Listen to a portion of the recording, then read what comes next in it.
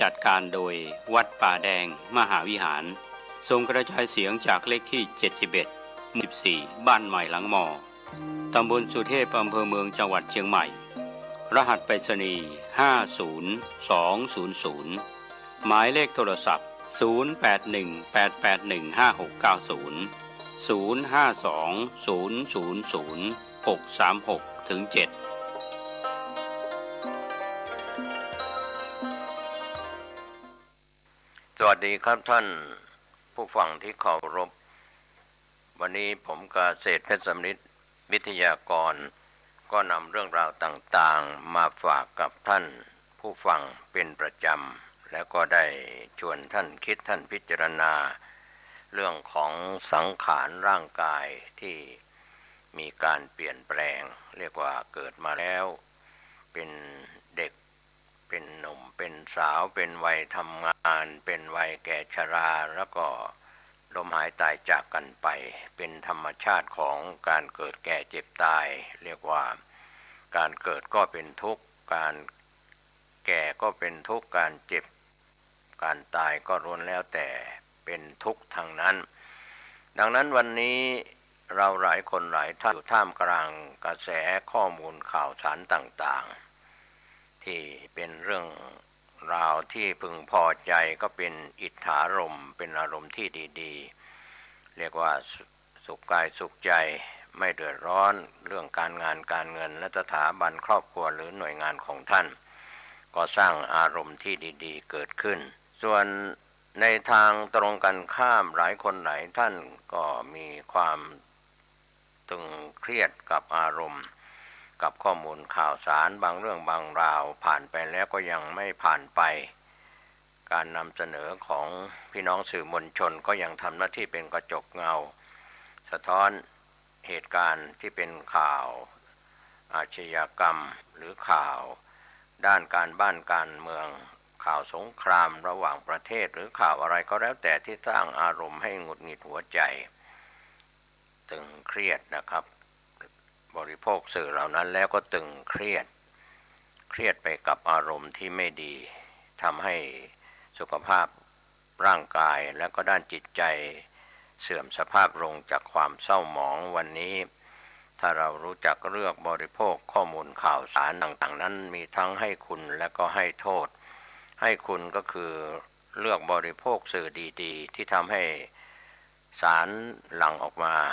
จากร่างกายของเราดีๆผิวพรรณวรรณะก็ไม่เศร้าไม่หมองมีความสุขสดชื่นสมหวังเรียกว่าหน้าตาก็ผ่องใสจากอารมณ์ดีๆภายในก็คือจิตใจในรอบ24ชั่วโมงนะครับท่านผู้ชมท่านผู้ฟังซึ่งได้บริโภคสื่อกันบางคนก็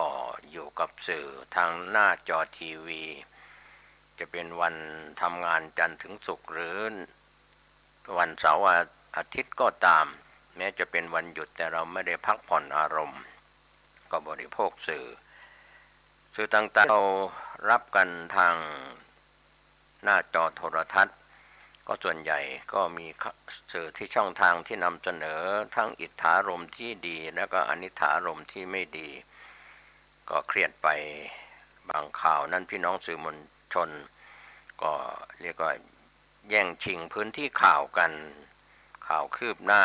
ข่าวที่เกิดขึ้นแล้วทั้งเจ้าหน้าที่ฝ่ายปกครองฝ่ายทหารฝ่ายตำรวจฝ่ายบ้านเมืองหรือในส่วนข่าวระหว่างประเทศเราก็ต้องติดตามข้อมูลในหลายช่องทางเรื่องราวต่างๆเหล่านี้ที่ผู้ดำเนินรายการชวนท่านคิดวันนี้เวลานี้ก็คือเรื่องอารมณ์ดีจากช่องทางสื่อที่เราจะบริโภคตัวเองอาจจะมีมุมสงบว่างเว้นจากการใช้โทรศัพท์มือถือในโลกโซเชียลหรือข้อมูลข่าวสารในมือถือของท่านหรือในคอมพิวเตอร์ในโน้ตบุ๊กใน iPad ต่างๆก็ว่างเว้นหามุมสงบบางท่านก็ไหว้พระสวดมนต์เจริญที่ภาวนาสงบเรียกว่าเลือกบริโภคสื่อแล้วก็มีการบริโภคเป็นห่วงเวลาที่เหมาะสมไม่ใช่บางคนบางท่านบริโภคกันทั้งกลางวัน ทั้งกลางคืนก็ไม่ได้หลับไม่ได้นอนก็มีแต่เสียงสื่อสารในคลิปวิดีโอในเรื่องราวต่างๆมากมายจนร่างกายเหน็ดเหนื่อยไม่ได้หลับไม่ได้นอนแล้วก็ยังเหน็ดเหนื่อยทางด้านจิตใจเราคงจะไปตัดสินอะไรกันไม่ได้ว่าใครถูกใครผิดใครทำถูกใครทำผิดใครทำดีใครทำชั่วเพราะสิ่งที่เกิดขึ้นนั้นเป็นเหตุการณ์เป็นเมื่อผ่านไปแล้วก็กลายเป็นอดีตดังนั้นวันนี้กำลังเกิดขึ้นก็เป็นปัจจุบันและจะเกิดขึ้นต่อไปในวันเดือนปีข้างก็เป็นอนาคตช่วงนี้ในส่วนของพระเถระครูบาอาจารย์ในส่วนของคณะสงฆ์จังหวัดเชียงใหม่ก็ดีหรือในจังหวัดต่างๆก็มีการบำเพ็ญกุศลมรณภาพกันแล้วคณะสงฆ์คณะศิษยานุศิษย์คณะศรัทธาก็ร่วมใจกันทำบุญงานพระราชทานเพลิงศพบ้างงานชาปนกิจศพของพระคุณเจ้าหรือศรัทธาพี่น้องชาวบ้านก็เรียกว่าการพิจารณาเกิดธรรมสังเวชเรียกว่าเกิดมาก็เป็นทุกข์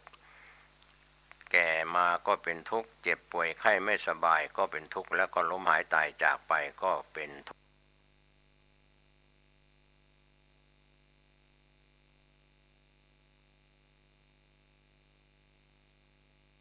ให้กับคนที่อยู่เบื้องหลัง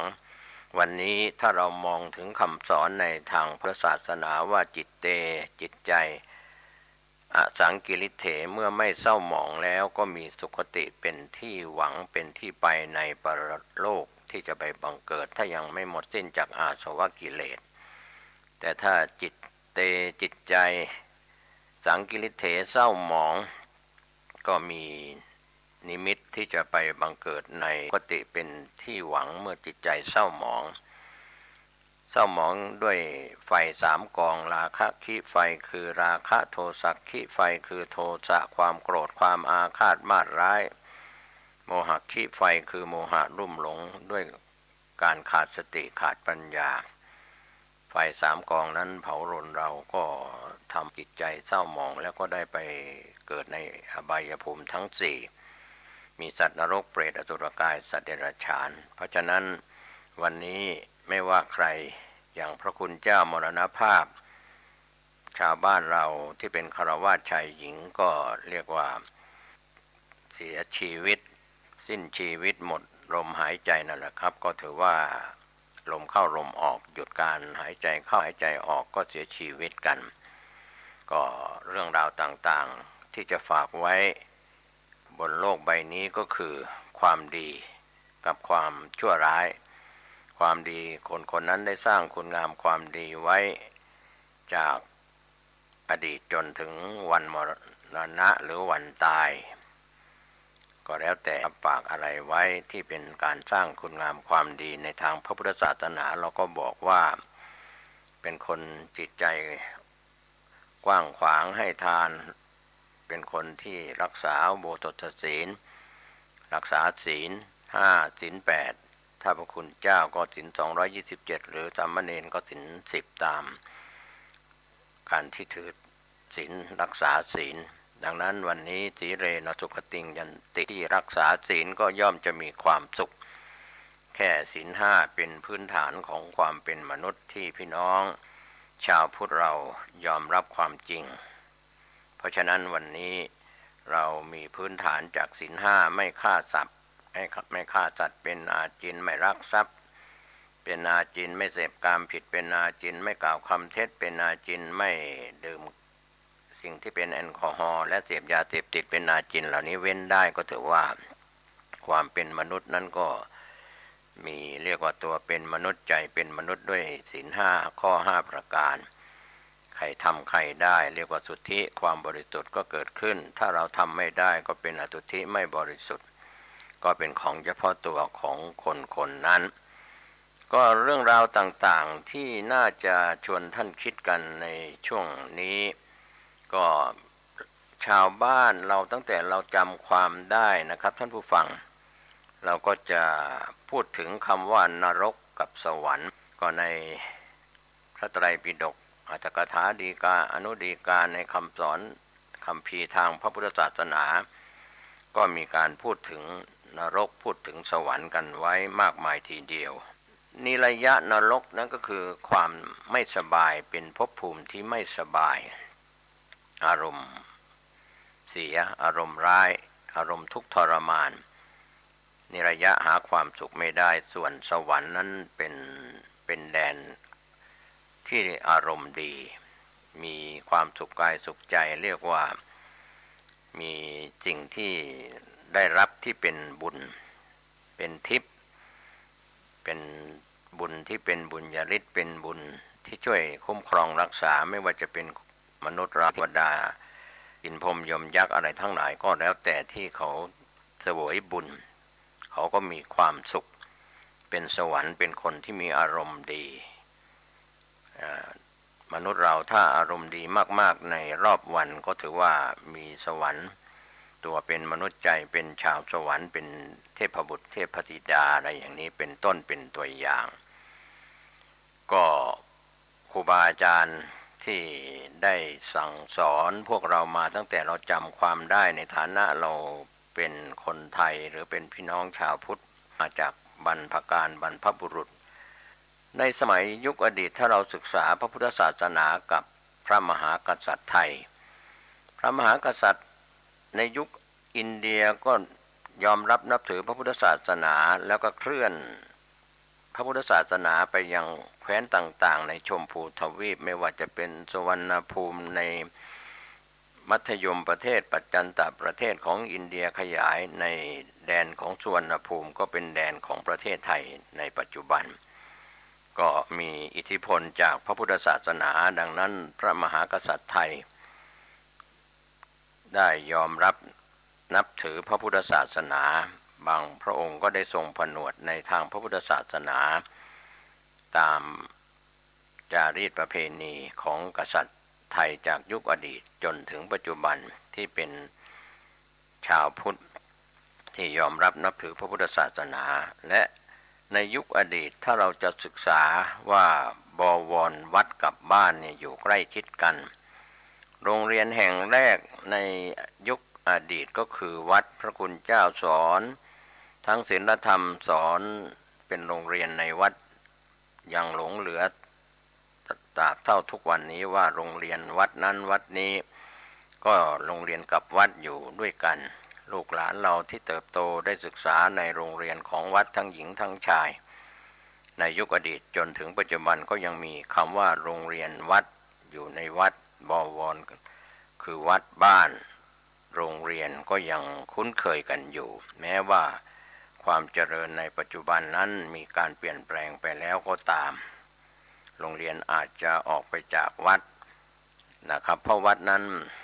ตั้งอยู่หลายสิบปีเป็นร้อยเป็นหลายร้อยปีเป็นพันปีก็มีอยู่ที่เรียกว่าทรุดโทรมไปแล้วก็บูรณะปฏิสังขรณ์ทั้งที่เป็นพระอารามหลวงในประเทศไทยและวัดราชที่มีอยู่ในประเทศไทยหรือต่างประเทศที่อยู่โดยรอบที่เป็นแดนพุทธภูมิเป็นภูมิพื้นที่ของพุทธศาสนามีอิทธิพลเราจะเห็นได้ว่าหลายวัดหลายแห่งมีซากปรักหักพังซึ่งเป็นเครื่องบ่งบอกว่าเป็นดินแดนของพระพุทธศาสนาระหว่างวัดกับบ้านจึงอยู่ร่วมกันฉันมิตรมายาวนานก็ถือว่ามีพระเถระครูบาอาจารย์โดยเฉพาะท่านเจ้าอาวาสและพระภิกษุสามเณรในวัดเป็นครูบาอาจารย์สอนศรัทธารวมไปถึงลูกหลานที่เข้าไปในวัด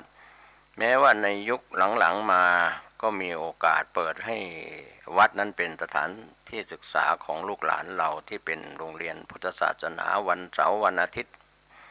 ก็มีอยู่ยังรักษากันอยู่ในหลายแห่งในประเทศไทยหลายจังหวัดหลายพื้นที่นอกจากนั้นบางแห่งก็อาจจะหายไปกลายเป็นว่ามีโรงเรียนที่สั่งสอนในเรื่องของศาสนาพุทธศาสนาก็เป็นการสอนในโรงเรียนสอนในสถานศึกษาที่วัดที่โรงเรียนก็มีการสอบธรรมศึกษาตรีโทเองก็ลูกหลานเราก็ได้มีโอกาสได้ศึกษาพุทธศาสนาทั้งในวัดและก็นอกวัดแล้วก็มีการสอบทำสนามหลวงของคณะสงฆ์ไทย ก็วัดกับบ้านก็ไม่ได้ห่างไกลกันไปมากมายนักแม้ว่าในยุคปัจจุบัน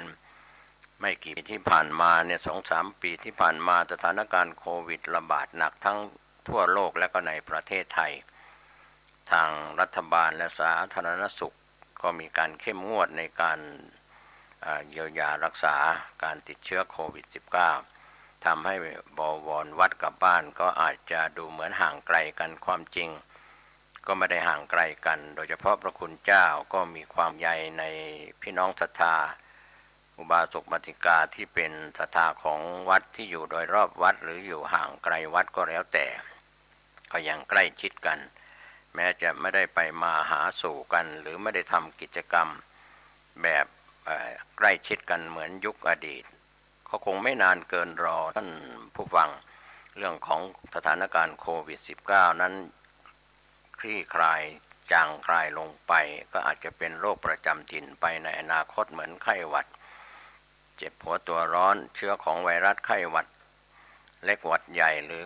โคโรนาสายพันธุ์ไหนจะมีมาใหม่อย่างไรเราก็ติดตามก็เราก็มอบความไว้วางใจให้กับรัฐบาลกระทรวงสาธารณสุขคุณหมอคุณพยาบาลเจ้าหน้าที่สาธารณสุขก็ทำหน้าที่ช่วยเหลือเยียวยาผู้เจ็บป่วยไข้ไม่สบายก็เรียกว่ามีการดูแลดังนั้นสถานพยาบาลโรงพยาบาลของรัฐเอกชนหรือสถานคลินิกพยาบาลรวมไปถึงโรงพยาบาลสุขภาพประจำตำบลก็เยียวยากันดูแลกันในเรื่องของการเจ็บป่วยไข้ไม่สบายคนเราไม่สามารถจะกำหนดวันว่าเราจะเจ็บป่วยไข้ไม่สบายวันไหนอย่างไรก็คงกำหนดวันเวลาเมื่อเกิดการเจ็บป่วยไข้ไม่สบายแล้วก็อยู่ในความดูแลของคุณหมอคุณพยาบาลก็คุณหมอก็จะนัดดูแลตรวจสุขภาพไม่ว่าจะเป็นพระคุณเจ้าหรือชาวบ้านก็ตามที่เป็นคนไข้จากโรงพยาบาลของรัฐหรือของเอกชนหรือคลินิกก็ตามนั่นเป็นหน้าที่ของการเยียวยาดูแลด้านสาธารณสุขหายบ้างไม่หายบ้างก็แล้วแต่ตามอาการที่เกิดขึ้นจะรุนแรงไม่รุนแรงก็เป็นเรื่องธรรมดาของสาธารณสุขที่มีการเจ็บป่วยไข้ไม่สบายก็เยียวยารักษากันทุกๆชีวิตนั้นถ้าเรานึกถึงคำสอนที่เป็นบาลีว่าอโรคยาปาราภาคนที่ไม่มีโรคภัยไข้เจ็บเบียดเบียนก็ถือว่าเป็นลาภอันประเสริฐยิ่งกว่ามีเงินทองกองท่วมหัวเพราะว่าคนไม่เจ็บไม่ป่วยสุขกายสุขใจไม่มีโรคภัยไข้เจ็บนั้นก็ถือว่าเป็นลาภอันประเสริฐแต่น้อยคนนักก็ย่อมจะมีโรคภัยไข้เจ็บจะมากจะน้อยจะเป็นโรคที่รักษาหายก็มีรักษาไม่หายก็มีดังนั้นเราเห็นผู้เจ็บป่วยไข้ไม่สบายอยู่ตามโรงพยาบาลของรัฐเอกชนหรือสถานพยาบาลคลินิกหรือทางสาธารณสุขที่จัดบริการดูแลเยียวยาก็พูดเชื่อมโยงไปถึงสาธารณสุขและการเจ็บป่วยในสถานการณ์โควิด -19 ที่เกิดขึ้น 2-3 ปีและจะยุติลงอย่างไรเราก็ยังตั้งอยู่ในความไม่ประมาทข่าวสารต่างๆที่มาจากองค์การอนามัยโลกสาธารณสุขของแต่ละประเทศรวมไปถึงผู้บริหารฝ่ายบ้านเมืองก็ให้ความสำคัญและให้ความสนใจกับผู้เจ็บป่วยไม่สบายแม้ในยุคปัจจุบันนี้จะจางคลายอย่างไรก็ยังตั้งอยู่ในความไม่ที่ผู้ดำเนินรายการชวนท่านคิดวันนี้ว่านรกสวรรค์มีจริงหรือไม่ก็คงมีจริงในคำว่านรกในตัวเราก็คือจิตใจที่เราขุ่นมัวเศร้าหมองไม่สบายกายไม่สบายใจเพราะว่าเราไปสร้างสิ่งที่ผิดศีลผิดกฎหมายของบ้านเมืองอย่างเช่นเราไปฆ่าสัตว์ไปทำล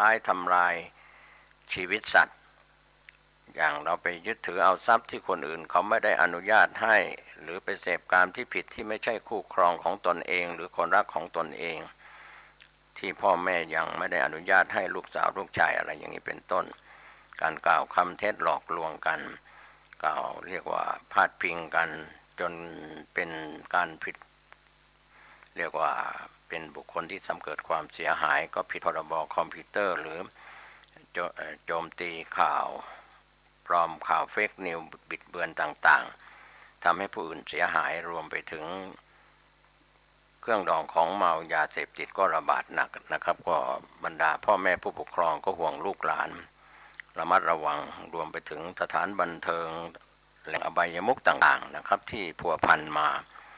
กับคำว่านรกเมืองคนก็คือสิ่งที่จะทำให้ไม่สบายกายและไม่สบายใจกับตัวบุคคลและครอบครัวหน่วยงานคนเราแค่เจ็บป่วยไม่สบายคำว่าติดเตียงนี่ก็เข้าใจว่าความทุกข์ทรมานของหญิงชายที่ติดเตียงก็ดีหรือที่ต้องการในด้านจิตเวชของดูแลด้านสุขภาพจิตใจที่อาจจะมีโรคประจำคุณหมอจิตวิทยาก็ดีคุณหมอต่างๆในสายการเยียวยารักษาทั้งนายแพทย์แพทย์หญิงและก็พยาบาลเจ้าหน้าที่สาธารณสุขก็ช่วยกันผ่อนคลายเรื่องของความไม่สบายกายและไม่สบายใจที่เรียกว่านรกเมืองคนนั่นแหละครับการเจ็บป่วยไข้ไม่สบายเนี่ยไม่พึงประสงค์สำหรับหลายคนหลายท่านใครก็ไม่อยากเจ็บไม่อยากป่วยไม่อยากมีโรคประจำตัวไม่ว่าจะเป็นโรคความดันสูงความดันต่ำเบาหวาน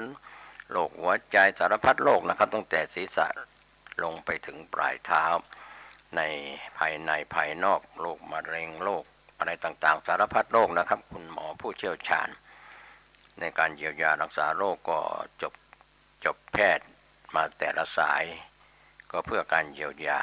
เครื่องไม้เครื่องมือก็ทันสมัยในยุคปัจจุบันและก็จะทันสมัยต่อไปในภายภาคหน้านะครับเรียกว่าการผ่าตัดการศัลยกรรมการทำอะไรต่างๆการเยียวยา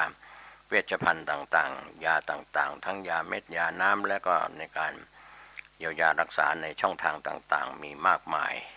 ก็จะทำให้ความผ่อนคลายเรื่องของคำว่านิระยะหรือว่านรกเมืองคนที่อยู่ในจิตในใจเช้ามาเรายิ้มแย้มแจ่มใสอารมณ์ดีก็เป็นสวรรค์ของตัวท่านเองเช้ามาเราทุกข์กายทุกข์ใจเพราะนี่พอกพูนเหมือนดินพอกหางหมูเรียกว่าชักหน้าไม่ถึงหลังชักหลังไม่ถึงหน้าอะไรต่างๆเพราะว่าอาจจะรายรับรายจ่ายไม่สมดุลการค่าครองชีพการใช้หนี้ซึ่งไปกู้หนี้ยืมสินมาทั้งในระบบและนอกระบบก็ทำให้ทุกข์ใจทุกข์กายทุกข์ใจรายได้ไม่สมดุลกับรายรับไม่สมดุลกับรายจ่ายอะไรอย่างนี้ก็ทำให้ทุกข์กายทุกข์ใจไปทุกหย่อมย่านะครับในสถานการณ์ปัจจุบันและจะมีต่อไปในอนาคตยิ่งมาในยุคที่น้ำมันทั้งเบนซินดีเซลหรือก๊าซหุงต้มมีราคาแพงขึ้นสินค้าปรับตัวสูงขึ้นก็เรียกว่าค่าเงินก็ไม่เรียกว่าค่าเงินบาทหรือค่าเงินต่างประเทศก็แล้วแต่ก็ไม่ค่อยจะมีความหมายก็เป็นเรื่องราวที่เรียกว่าทุกข์ใจก็เป็นนรกเมืองคนถ้าเป็นสวรรค์เมืองคนก็คือเราในรอบ24ชั่วโมงเราอารมณ์ดีกับเรื่องอะไรเราไม่ทุกข์กายทุกข์ใจกับเรื่องอะไรเรามาสุขกายสุขใจกับเรื่องอะไรอย่างนี้เป็นต้นก็เราคงไม่ต้องไปพูดถึงนรกสวรรค์หลังการตายก็คงพาท่านมาคิดว่านรกสวรรค์อยู่ในใจที่เราพูดกันติดปากแบบชาวบ้านเรียกว่านรกสวรรค์อยู่ในอกนรกอยู่ในใจอะไรอย่างเงี้ยเป็นคำพูดของชาวบ้านบรรพชนเราพูดกันติดปากว่าสวรรค์อยู่ในอกนรกอยู่ในใจอะไรอย่างนี้หรือว่านรกสวรรค์อยู่ที่แต่ละขณะจิตถ้ามาพูดถึงนักปฏิบัติธรรมกรรมฐานเราก็เรียกว่าภาวนากรรมฐานพุทโธพุทโธยุบหนอพองหนอหรือกำหนดมีสติกำหนดในการเจริญภาวนานั่งสมาธิหรือเดินจงกรมก็ตามเรียกว่าถ้าเผลอสติก็เป็นนรกถ้ามีสติก็เป็นสวรรค์อะไรอย่างนี้ก็เรียกว่าแต่ละขณะจิตอันนั้นพูดถึงเรื่องของวิถีจิตสำหรับผู้ที่ปฏิบัติธรรมกรรมฐานก็จะมีอารมณ์ในสภาวะธรรมกรรมฐานไหว้พระสวดมนต์เจริญภาวนาบางคนบางท่านก็ถือว่าการปฏิบัติธรรมด้วยการทำงาน การทำงานตั้งแต่ตื่นนอนมาจนก่อนหลับก่อนนอนท่านทำงานอะไรงานที่เป็นข้าราชการก็ทำงานข้าราชการรัฐวิสาหกิจหรือเอกชนหรือเป็นพ่อบ้านแม่บ้านทำงานก็ดูว่าจะมีความสุขกับการทำงานภายในบ้านหรือทำงานนอกบ้านก็แล้วแต่ก็เรียกว่าเป็นสวรรค์ของคนปฏิบัติธรรมเรียกว่าเพลิดเพลินไปกับการทำงานไม่ปล่อยให้ว่างเมื่อว่างแล้วก็อาจจะคิดหลายเรื่องหลายราวเรื่องเรียกว่ารวมพลังมาที่ใจเรียกว่ามโนปุพังคมานธรรมามโนเศรษฐามโนมยาเพราะฉะนั้นวันนี้ศูนย์รวมอยู่ที่จิตใจหรือสมองความคิดของท่านเรียกว่าการตั้งจิตด้วยการกำหนดรู้ในความรู้สึกว่าเราวันนี้เราไม่ไปเกาะติดกับสื่อข้อมูลข่าวสารมากจนเกินไปเลือกบริโภคสื่อให้อารมณ์เราดีให้มากไว้สารที่ดีๆจะได้หลั่งออกมาดูแลร่างกายเราสุขกายสุขใจแต่วันหนึ่งเราก็เรียกว่าโอดครวญตีโพยตีพายกับเรื่องทุกข์กายทุกข์ใจก็เป็นนรกเมืองคนนรกอยู่ในใจนรกหลังการตายนรกอยู่ในขณะจิตคือเรียกว่าโทสะมูลจิตโลภะโทสะโมหะมูลจิตก็เกิดขึ้นอย่างนี้เป็นต้นเป็นตัวอย่างวันนี้ชวนท่านคิดเรื่องของนรกสวรรค์ทั้งในขณะที่มีชีวิตอยู่และตายไปแล้วเราจะสุขกายสุขใจมากน้อยแค่ไหนเราจะทุกข์กายทุกข์ใจมากน้อยแค่ไหนเราจะต้องพึ่งพาตนเองให้ได้วันนี้ผมเกษตรเพชรสำริดวิทยากรชวนท่านคิดท่านพิจารณาหวังว่าเราจะได้ความสุขกายสุขใจเป็นสวรรค์บนดินพ้นจากความทุกข์กายทุกข์ใจพ้นจากนรกบนดินตายไปก็จิตใจไม่เศร้าหมองก็ไปสู่แดนสวรรค์ตายไปถ้ายังจิตใจเศร้าหมองก็ไปแดนอบายภูมิทั้งสี่มีสัตว์นรกเปรตอสุรกายเดรัจฉานขอทุกคนทุกท่านทำลายนรกเมืองคนสร้างสวรรค์อารมณ์ดีให้เกิดขึ้นในขณะที่ยังมีชีวิตอยู่ทุกรูปทุกนามสวัสดีครับขอเจริญสุขพ่อแม่พี่น้องศรัทธาญาติโยมท่านผู้ฟังอันเป็นที่ฮักที่นับถือของทุกเจ้าทุกท่านทุกคนมาอีกแล้วมาพบมาปะกันในรายการปกิณกะแห่งธรรมะเป็นประจำทุกวันในเวลาเดียวกันนี้และก็ทางสถานีวิทยุแห่งนี้ตู้เจ้าวัดหนองตองหางดงจังหวัดเชียงใหม่ก็นำเอาธรรมะสัพเพเหระปกิณกะมามาจาในเหตุการณ์ปัจจุบันญาติโยมทั้งหลายได้ฟังกันก่อนที่จะฟังตู้เจ้าเอาธรรมะมามาจานั้นก็เอาของมาไหว้พระเนาะตามที่เราได้ปฏิบัติกันมาเอาว่าพร้อมกันไปเด้ออะระหังสัมมาสัมพุทโธภคะวาพุทธังภคะวันตังอภิวาเทมิกราบพระพุทธสวากขาโตภคะวะตาธัมโมธัมมังนัมมัสสามิกราบพระธรรมสุปฏิปันโนภะคะวะโตสาวกสังโฆสังฆังนัมมามิกราบพระสงฆ์ต่อไปกล่าวคำนมัสการว่าพร้อมๆกันไปนะโมตัสสะภะคะวะโตอะระหะโตสัมมาสัมพุทธัสสะนะโมตัสสะภะคะวะโตอะระหะโตสัมมาสัมพุทธ ธัสสะนะโมตัสสะภะคะวะโตอะระหะโตสัมมาสัมพุทธัสสะพุทธังสารนังคัจฉามิธัมมังสารนังคัจฉามิสังฆังสารนังคัจฉามิทุติยัมปิพุทธังสารนังคัจฉามิทุติยัมปิธัมมังสารนังคัจฉามิทุติยัมปิสังฆังสารนังคัจฉามิตติยัมปิพุทธังสารนังคัจฉามิตติยัมปิธัมมังสารนังคัจฉามิตติยัมปิสังฆังสาร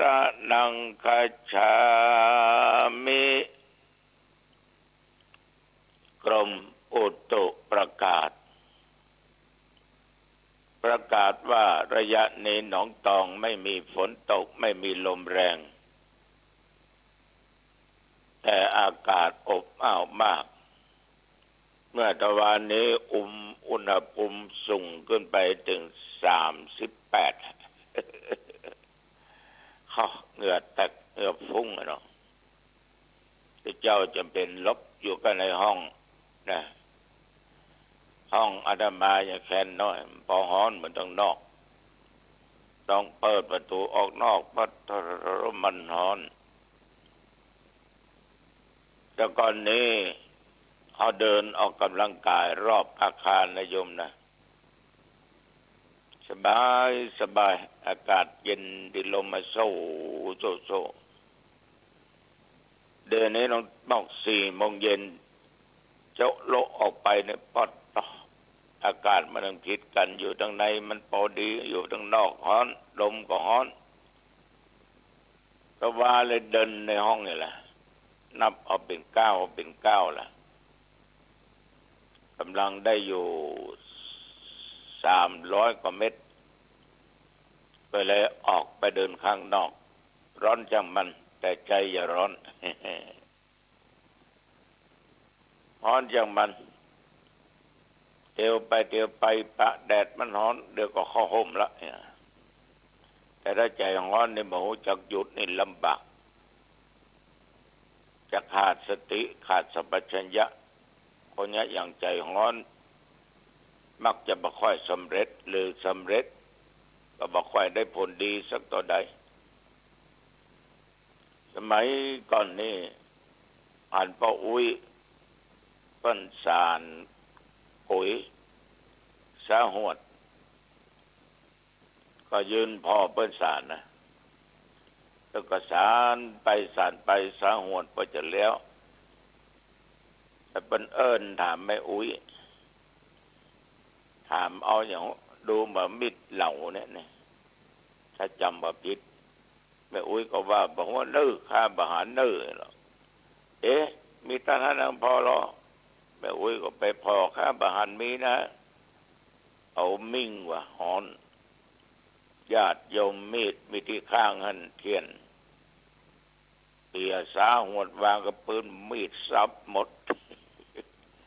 อุตส่าห์เหล่าตอกเลยจักตอกเหล่าตอกสาดสาหวดพอจะแล้วอยู่นั่นนะก็เรียกว่าสาหวดเดี๋ยวแรกก็เพราะว่าอารมณ์ความโกรธโทสะมันเกิดขึ้นเมื่อฟันเรียบร้อยสักบึ้นมานั่งปิดกำกึดข้าเนี่ยมันเงาไม่เงาสาหวดพอจะแล้วแล้วเนี่ยสูระจุข้ามิ่งนะโอ้เปิ้นไปได้จุตัวใหญ่ตัวมิ่งคนเดียวเปิ้นซอบปะปะไปก็ซอบปะปะเอาเข้าญาติโยมแต่จริงมีดเราก็ไม่ใช่มีไหนคนเท่าประจายนั่นแหละไปเหล่าไม้ตั้งลุ่มอีกตีหนึ่งแล้วก็ลืมเอามาแต่ความที่ลืมในญาติโยมทั้งหลายบางครั้งมักจะเกิดเรื่องเกิดราวกับคนนั้นกับคนนี้นะ ตัวเองนะลืมว่าเปิ้นที่ลืมตัวเองก็ลืมเหมือนกันเนาะญาติโยมก็เคยลืมเนาะอาตมานี่จริงๆนะเขาลืมใบลืมบอดลืมไม่อย่างป้อออกไม่ออกลืมแว่นตาต้องก็เดือไปไหนใส่แว่นตาโลเนาะทีนี้ก็ไปเหมือนกันวันนั้นญาติโยมก็อู้กับน้องอู้กับเนนบ่าวันนี้ไปได้เอาแว่นตามาตัวเอาเว้ยเขาว่าแว่นตาไหนก็แว่นตาที่ทุลุงจังใส่นะกะเขาจะไปอ่านหนังสือชื่อเจ้าภาพได้จะไหนเนี่ยอ่านได้จะลุยลายหมดเลยเนี่ยก็แว่นตาทุลุงใส่ฮะเนาะมือสวมพอใส่ละมีหน้านะสิลืม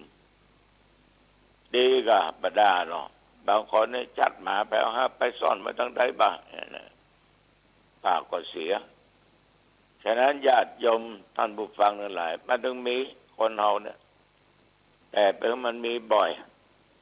จะไปมันมีเจือการลืมนี่บางครั้งก็ทำให้เสียเวลาเสียเข้าเสียของเสียปัจจัยเงินทองสิ่งของได้อย่างบางคนเนี่ยไปยืมสตางค์เปิ้นยืมสิ่งของเปิ้นมาใหม่ๆเนี่ยขอยืมสัก5 วันมีแล้วจะมาใจนะกับร้องบางทีก็ยืมจอบยืมเสียมเปิ้นไปขุดอันขุดนี้5 วันก็เหี่ยว10 วันก็หายได้เป็นเดือนบนบานหน้าตึงจอบตึงเสียมตึงเจ้าบานหน้าสตางค์ตัวลบหน้าลบตามันถ้าจะลืมนะเนาะมันถ้าจะลืมปะจะจังว่าจะตางไปวันนั้นลืมไปไปที่ไหนนะเขาก็บอกว่าไปที่ห้านที่นี่สุมาเด้ออันเดียวจะไปบ้านว่าเด้อดอกยังมีก็ยังมือหั่นยังเป็นจะได้กันเดียวไปบ้านคำเดียวใบคำเดียวบอดได้เป็น20 วันยังไปเดียวก็มีเนี่ยญาติโยมเอาจะมาคิด1 คนที่ลืม2บ่มีสัจจะวาจาลืมการลืมงานลืมพ่อลืมแม่ลืมผัวลืมเมียลืมลูกลืมเต้าลืมตัวเจ้าวัดอยู่ว่าไปลืมแต่เนอะปออกไม่ออกทั้งหลายอันเนี้ยญาติโยมท่านผู้ฟังทั้งหลายมันคนเฮาถ้าแก่ตัวมาแล้วมันจะเป็นไปอย่างนี้แต่ลูกเต้าบางคนจังว่าพ่อว่าแม่กินข้าวแล้วว่าได้กินคนเท่าซาก5นี่เนาะโอ้ยถ้าตัวไปอยู่ในยุคนั้นเวลานั้นตัวจะเหลือเปิ้นก็บ่ฮู้ถ้าคนเท่าบ่ต้องคิดลืมกินแล้วมาเดียวนี่ก็ว่ามันได้กินเตื้อบางทีก็ฟ้องลูกคนนั้นลูกคนนี้ทีนี้เอาของกินนึกกูกินต้องฮอดมาเดียวกูมันได้กินข้าวด้วยลูกเต้าบางคนก็มองโหลืมไปว่านั่นคือพ่อก็โหเน่าไปตะกี้เนาะมันปึงด้วยเนาะด่าหัวละพูดเน่าไปตะกี้เนาะว่าก็อย่างเงี้ยคนซื้อก็อย่างเงี้ยก็มันอย่างอีหลายวันก็โหแกเพิ่นถึงลืมคนเท่ามันหลงลืมละ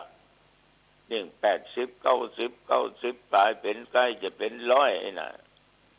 ฉะนั้นเราเป็นลูกเป็นเต้าก็ต้องระมัดระวังพ่อคนเฒ่าคนแก่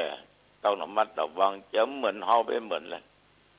บางทีเฮาจะเหลือเปิ้นก่อนมาโหเหมือนเปิ้นแล้วจะเหลือเปิ้นก่อนมาโหฉะนั้นศรัทธาสาธุชนสัญญาคือความจำเนี่ยมันจะหมดไปนะอย่างตัวเจ้าที่สวดโยโกห้องได้สวดได้เมื่อเป็นเน้นเป็นตุหนุ่มหรอกจำแม่นตัวเฮาอยู่วัยมาเดียวนี่60 70 80นี่บางตัวในท่องก็เดี๋ยวก็ได้ละลืมหมดแต่มาพาดแต่มันนั่งท่องบทนั้นได้2-3 วันลองมาท่องมากันลืมไปละว่าผิดว่าถูกไปละฉะนั้นสิ่งเหล่านี้ญาติโยมท่านผู้ฟัง มันเป็นเรื่องธรรมดาก็ตามแต่ว่าเขาจะต้องเข้าใจนะก็จะได้ขาดสติก็แล้วกันแต่วันวานนี้ก็ฉันเจ้าแล้วก็ไปเป็นประธานประชุมเรื่องรายรับรายจ่ายในงานศพของครูบาเจ้าอินทาปัญญาวชิโลไปฟังเจ้าคณะตำบลไปฟังเจ้าอาวาสองค์ใหม่ฟังคณะกรรมการบุคคลที่ถือเงินบุคคลที่เปิ้นคือปูชาดอกไม้ตลอดจนหลัวกะเนาะผ้าไตรจีวรกะเหล่านี้เป็นต้นแต่มาก็กล่าวเปิดประชุมอยู่ก่อนแล้วก็บอกว่ามาวันเนี้ยก็ต้องการมานั่งฟังแล้วก็ต้องขอขอบใจที่การที่งานนะเสร็จไปด้วยความเป็นระเบียบเรียบร้อยการเดียวกับเจ้าคณะตำบลก็เจ้าวาดก็แถลงเรื่องใจเรื่องจ่ายคณะกรรมการก็แถลงเรื่องใจเรื่องจ่ายตั้งกองทุนเขามีเท่าใดรายรับมีเท่าใดรายจ่ายเสี่ยงเท่าใดสรุปหมดแต่ว่าสรุปไปสรุปมาเหลือสตางค์อยู่น้อยก็ยังดีมันเหลือนะเหลือจะเป็น300,000 กว่าบาทหรอกแต่ว่าถึงต้นเก่าต้นอย่างที่จ่ายเนี่ยนับเอาตั้งแต่วันตุ้ลุงตายแล้วก็ทำบุญ7 วันปิดศพละไว้ก็มาเริ่มวันที่20 กุมภาพันธ์เผาวันที่27ล้างผามกันแถมเสี่ยงเท่าใดก็มารวบรวมจ่ายกันแล้วก็เหลือเท่าใดก็แจ้งให้กันรับทราบแต่ว่านี่ก็มีการที่จากันก็เรียกว่าเข้าใจกันคืออย่างนี้ญาติโยมการทำงานเนี่ยคนได้รับภาระนั่นน่ะลำบากมากต้องมีความรับผิดชอบนะต้องมีความรับผิดชอบยิ่งเป็นสตางค์สมัยตกอยู่กระเป๋าไผ่มือไผ่นะคนบางคนจ้องมองไปหรอกเนี่ยหาว่านะสงสัยมันไม่ได้กินมันไม่ยากมันได้นะมันถึงทำไอ้โมกี้สงสัยนี่มาทำนะหม้อปั่นนี่ก็มาทำการมีก็ตึ้มจ้อยมีกินนี่เอาอะแต่ว่าแนจับผิดคนอื่นฉะนั้นคนทำเนี่ยทำดีเสมอตัวถ้าพลาดไปถูกย่ำยีอย่างขนาดนักแต่ว่านี่ก็ยังมี2-3 คนอยู่หรอกจะต้องไต่ถามสอบถามว่าถูกก็ถูกแต่มันถูกมันได้ มันถูกก็ถูกมีหน้าที่ถามต้องถามอันไผ่เพราะว่าประชุมแต่มันก็ถามลืมไปลืมมาเกี่ยวกับเงินอันนั้นเงินอันนี้จิปะทะเปิดก็แจ้งหรือเป็น2-3 รอบก็ยังไม่เข้าใจแต่ในที่สุดมาญาติโยมพี่น้องประชาชนร่วมประชุมมากต่างก็หันพ้องต้องใจกันว่าเอาละเพื่อจิตวิญญาณของทุลุงจะไปสู่สุคติเพิ่นถึงเขียนวินัยกรรมบอกว่าเบิ่งในนักอกนักใจฉะนั้นเอากันเนี้ยทุลุงอย่างดีละสรุปกันก็บอกจำนวนเงินที่เหลือจะมาเองก็กลับวัดระหว่างนั่งรถจะกลับวัดไปฉันเพลที่วัดตุเจ้าโทรมาว่ามีคนตายแล้วเนอะท่านจะไว้วัดนี่ตามใจตู้เขากะต่อออกไม่ออกญาติโยมไปถึงวัดนั่งฉันเข้าเรียบร้อยก็เลยขึ้นมาในเมืองเชียงใหม่มาอย่างอันนั้นปฏิบัติเป็นอาจินอยู่ตลอดเวลาเอาเทปธรรมะมาฝากไว้ที่ขึ้น96-104วัดฝ่ายหินนะส่วนมากจะมาเองคือเขาขับรถมาส่งจะมาเองแล้วคือเขาขับรถมาส่งแต่ถึงลืมแบบน้อยหลายเดือนที่แล้วเดือนกุมภา ก็เอาเทปได้ตั้งใจจะมาส่งที่สถานีวิทยุ96แต่มาก็ลงรถก็ไปเข้าห้องน้ำไอ้น้องก็ไปตุยที่ห้องน้ำไปส่งเลยเรียบร้อยก็นั่งรถกลับไปถึงวัดถึงบ้านเทพก็ได้ทรงสักกรรมท่านไปไหนไม่น่ารถท่านนั่น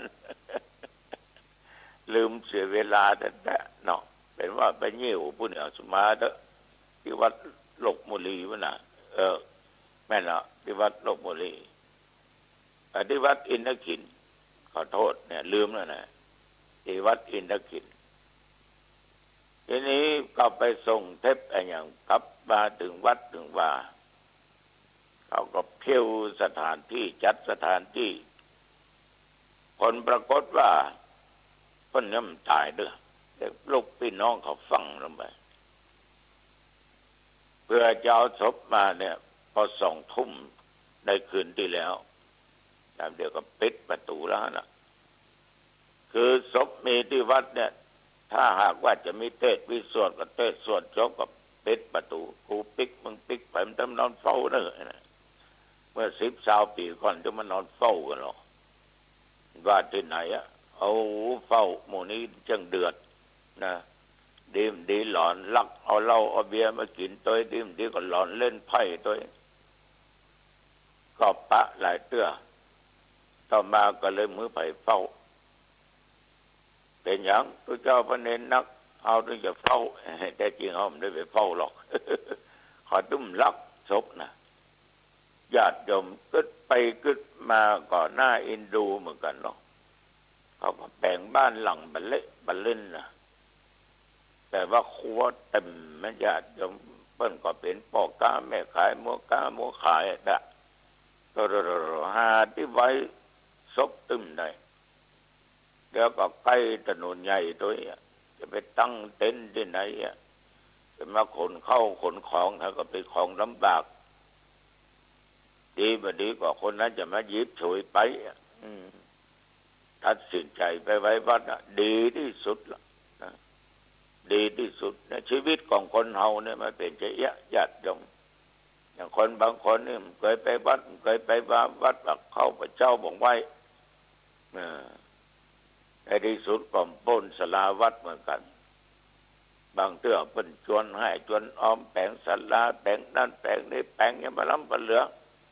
มีหันหลังจะแปลงยังแหมหลัง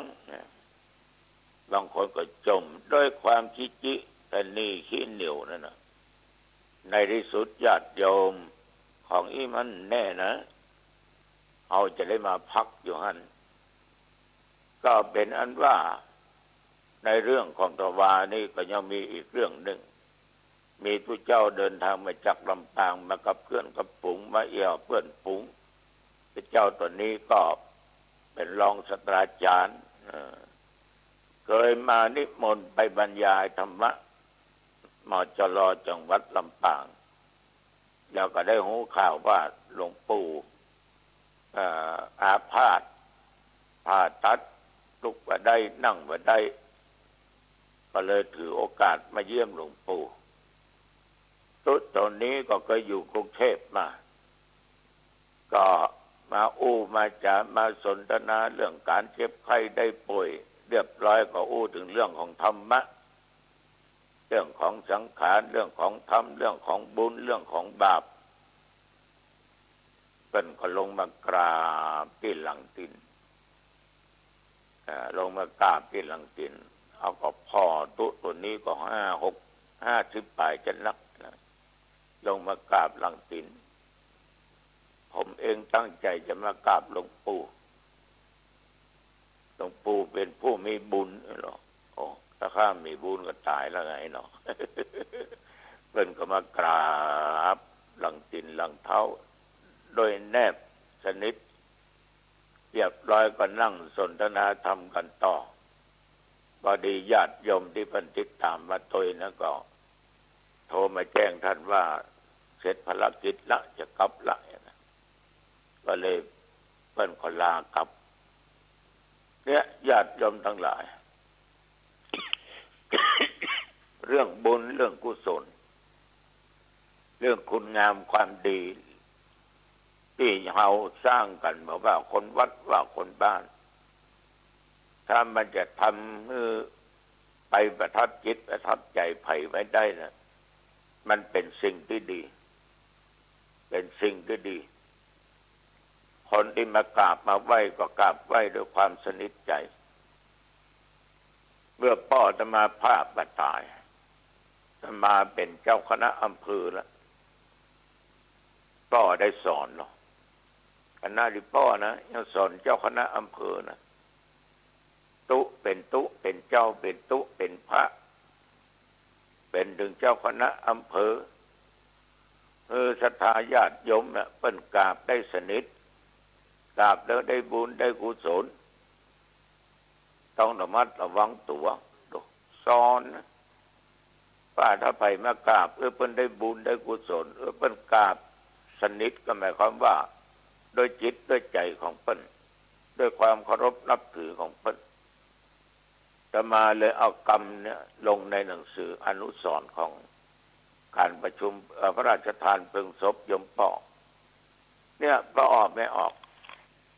คนเฮาคนแก่นี่ก็ว่าไผบางครั้งเพิ่นสอนมาก็น่าคิดอย่างแม่อุ้ยธรรมาภาพสมัยเอาระวังเนื้อทุเนื้ออันสตางก็ดีไม่ยิงก็ดีอยู่วัดอยู่วาต้องระมัดระวังอันนี้ท่านสอนหนักเหมาะสอนลึกนะเอาก็ฟังเปิ้นก็เอาคำสั่งคำสอนของเปิ้นเนี่ยมาปฏิบัติ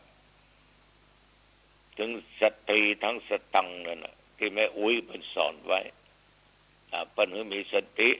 ระมัดระวังนะอย่าได้หลงอย่าได้ประมาทถ้าพลาดไปจะเสียใจแล้วก็จะเสียในรูปแบบในการเป็นตุเจ้าเป็นพระวันนี้สพเพเหระเนาะก็หันว่าพอสมควรนะเนอะญาติโยมเนอะทำดีไปเนอะก็ว่าดีทั้งกายดีทั้งวาจาดีทั้งด้านจิตใจเนอะขอให้ญาติโยมทำด้วยศรัทธาทำด้วยความที่เรียกว่าด้วยความเต็มใจเดี๋ยวสิ่งดีๆก็จะมีในจิตในใจความดีก็จะหุ้มกายใจของโยมอยู่เป็นสุขการดำเนินชีวิตก็เจริญยิ่งขึ้นไปอายุวันโนสุขขังพลังพบกันใหม่เนาะโอกาสหน้าเจริญพรสวัสดีครับท่านผู้ฟังที่เคารพข่าวชาวบ้านผมกาเศรษฐ์เพชรสำริดบรรณาธิการข่าวก้าวหน้านิวกับการทำหน้าที่สื่อสารมวลชนของพี่น้องสื่อมวลชนจากส่วนกลางและก็ส่วนภูมิภาคทั้งข่าวภายในประเทศข่าวจากต่างประเทศที่พี่น้องสื่อมวลชนรายงานข่าวในรอบวันผ่านหนังสือพิมพ์ออนไลน์ในช่องทางต่างๆสำหรับท่านที่อ่านหนังสือพิมพ์ออนไลน์ผ่านเว็บไซต์ www.gawnahnew.com ท่านก็จะรับรู้รับทราบข้อมูลที่เกี่ยวข้องกับข่าวสารในรอบวันที่ท่านได้ติดตามข้อมูลกันอยู่ธรรมะก่อนข่าววันนี้ก็มีเรื่องราวที่เราเห็นโทษของข่าวเฟกนิวข่าวบิดเบือนหรือข่าวปลอมข่าวบิดเบือนที่เราเรียกว่าข่าวปลอมข่าวเฟกนิวต่างๆแม้ในประเทศไทยเราก็มีในต่างประเทศก็มีที่การติดตามข้อมูลต่างๆก็เรียกว่าถ้าพูดคุยชวนท่านได้คิดถึงหลักธรรมคำสอนในทางพระพุทธศาสนาแล้วก็ผิดในศีลข้อที่4คือศีล5มีศีลข้อที่4คือการเขียนข้อความที่เป็นเท็จหรือผสมประสานจริงบ้างเท็จบ้างผสมประสานกันเรียกว่าปลอมปนกันทำให้ผู้บริโภคข้อมูลข่าวสารนั้นหลงเชื่อได้ดังนั้นก็เป็นเรื่องธรรมดา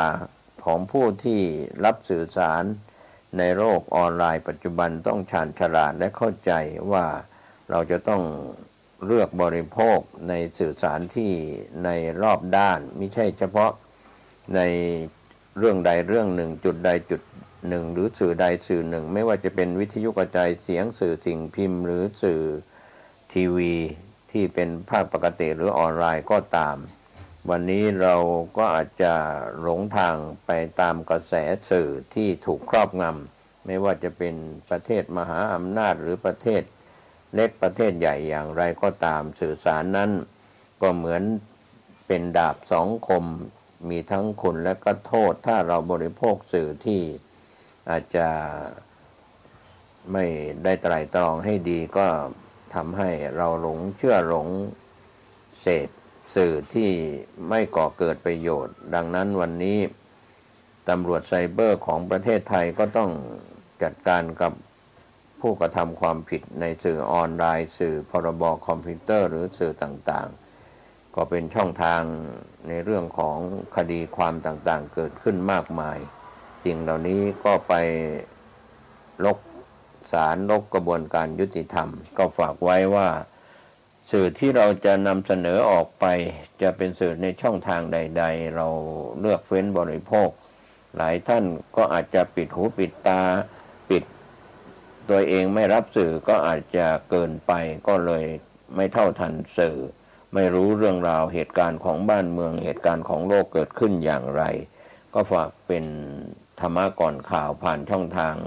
เครือข่ายสถานีวิทยุกระจายเสียงแห่งนี้ทั้งภาพปกติและก็ทางออนไลน์ก็เราเสพสื่อบริโภคสื่อสารด้วยความชาญฉลาดข่าวแรกวันนี้จาก Daily News ออนไลน์ DES เผยผลมอนิเตอร์เฟกนิวข่าวบิดเบือนพบข่าวจริงเกี่ยวกับโควิดบนโซเชียลมากขึ้นกระทรวง DES ออกมาชี้แจง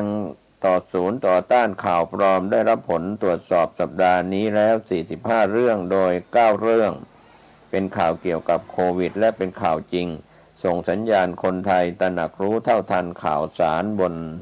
โซเชียลมีเดียเพิ่มมากขึ้นนางสาวนพวรรณหัวใจมั่นโฆษกกระทรวงดิจิทัลเพื่อเศรษฐกิจและสังคมฝ่ายการเมือง DES ออกมาชี้แจงกับ Daily News ออนไลน์ว่าผลการมอนิเตอร์และรับแจ้งข่าวปลอมประจำสัปดาห์ระหว่างวันที่25กุมภาพันธ์ถึง3มีนาคม2565โดยศูนย์ต่อต้านข่าวปลอมพบว่ามีข้อความเข้ามาทั้งสิ้น 11,456 ขออภัยมีข้อความเข้ามาทั้งสิ้น 11,456,915 ข้อความโดยการคัดกรองมีข้อความที่ต้องดำเนินการตรวจสอบจำนวน185ข้อความรวมเรื่องที่ต้องดำเนินการตรวจสอบ94เรื่องในจำนวนนี้เป็นข่าวเกี่ยวกับโควิด25เรื่องด้านความคืบหน้าการประสานงานเพื่อตรวจสอบล่าสุดได้รับผลตอบกลับมาแล้ว45เรื่องในจำนวนนี้ข่าวเกี่ยวกับโควิดโดยตรง9เรื่องทุกเรื่องยืนยันแล้วว่าเป็นข่าวจริงผลลัพธ์ดังกล่าวสะท้อนว่าประชาชนนั้นมีความตื่นตัวมากขึ้นในการแจ้งเบาะแสการตรวจสอบข้อมูลข่าวสารที่เผยแพร่อยู่ในช่องทางออนไลน์ก่อนส่งต่อโดยเฉพาะในประเด็นข่าวที่เป็นเรื่องใกล้ตัวข่าวจริงเหล่านี้นับเป็นข้อมูลที่มีประโยชน์กับประชาชนช่วยบรรเทาความหวาดวิตกเกี่ยวกับสถานการณ์โควิด -19 เพิ่มช่องทางการเข้าถึงข้อมูลข่าวสารที่ถูกต้องจากภาครัฐสู่ประชาชนก็มีเรื่องผู้ติดเชื้อโควิด -19 ที่ไม่มีอาการไม่จำเป็นต้องกินยาฟาวิพิราเวียเรื่องสาธารณสุขเตรียมจัดบริการเพิ่มสำหรับผู้ติดเชื้อโควิด -19 แบบผู้ป่วยนอกเจอแจกจบเริ่ม1มีนาคมนี้เรื่องสช.เปิดรับสมัครจิตอาสาช่วยตอบคำถามผ่านไลน์สปสช.ประสานผู้ติดเชื้อโควิด -19 เข้าระบบการรักษาที่บ้านเรื่องศูนย์ฉีดวัคซีนกลางบางซื่อก็เปิดฉีดวัคซีนเข็ม1 2 3และ4ทั้งของคนไทยและชาวต่างชาติอายุ12ปีขึ้นไปตั้งแต่วันที่2มีนาคม2565เป็นต้นเรื่องนี้ทางนางสาวนพวรรณกล่าวต่อว่ากระทรวงดิจิทัลยังต้องการความร่วมมือจากประชาชนอย่างต่อเนื่องในการทำงานแก้ไขปัญหาข่าวปลอมเมื่อได้รับข่าวสารข้อมูลผ่านโซเชียลควรตรวจสอบให้รอบด้านเลือกเชื่อเลือกแชร์และก็สามารถติดตามและแจ้งเบาะแสข่าวปลอมได้ผ่านช่องทางต่างๆของศูนย์ต่อต้านข่าวปลอมที่มีอยู่โดยเฉพาะสายด่วนจ GCC 14ตัวนะครับ1111แล้วก็ต่อ87ก็เป็นเรื่องราวที่จะได้ตรวจสอบข่าวสารต่างๆทันต่อเหตุการณ์ต่างๆที่อาจจะเป็นข่าวจริงข่าวปลอมข่าวเฟกนิวต่างๆหน่วยงานที่ดูแลเรื่องศูนย์ข่าวปลอมจะได้ตรวจสอบได้ทันท่วงทีไปติดตามโพสต์ทูเดย์พูดถึงกรุงเทพโพลเผยคนไทยกลัวเจ๊งยุคโควิดไม่กล้าลงทุน5 มีนาคม 2560